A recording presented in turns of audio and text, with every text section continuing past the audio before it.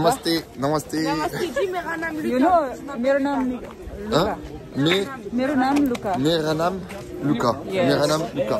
नेपाली महिला फुटबलकी सर्वाधिक सफल र लोकप्रिय खेलाडी सावित्रा भण्डारी साम्बा अहिले फ्रान्समा छिन्।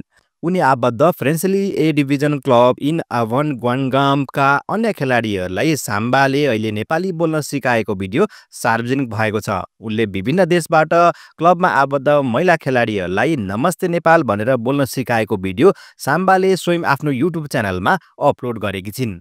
साम्बाले जारी गरेको भिडियोमा नेपाली भाषा उनीहरूलाई सिकाउनुको साथै आफ्नो देशको नाम परिचित गराएको देख्न सकिन्छ।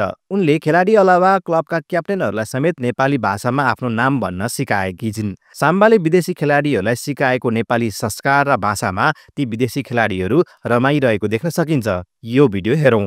नमस्ते, मेरा नाम इमान। आइसी नो आइसी मेरा घर after Morocco. हो Yes, okay. म ग्याङमा खेल्छु। म ग्याङमा खेल्छु। Hi Nepal. Hi Nepal. Namaste Nepal. No, hi Nepal. Namaste. Namaste Nepal. Yes. Adili. Lulu. Namaste Nepal. Lulu say Namaste Nepal. Namaste Nepal. No, like this. Namaste. What? So, can you catch the camera? Just Namaste Nepal. Okay. Namaste Nepal. Oh, so cute.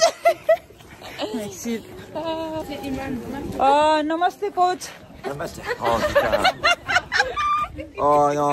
준비 그래가지고. Namaste.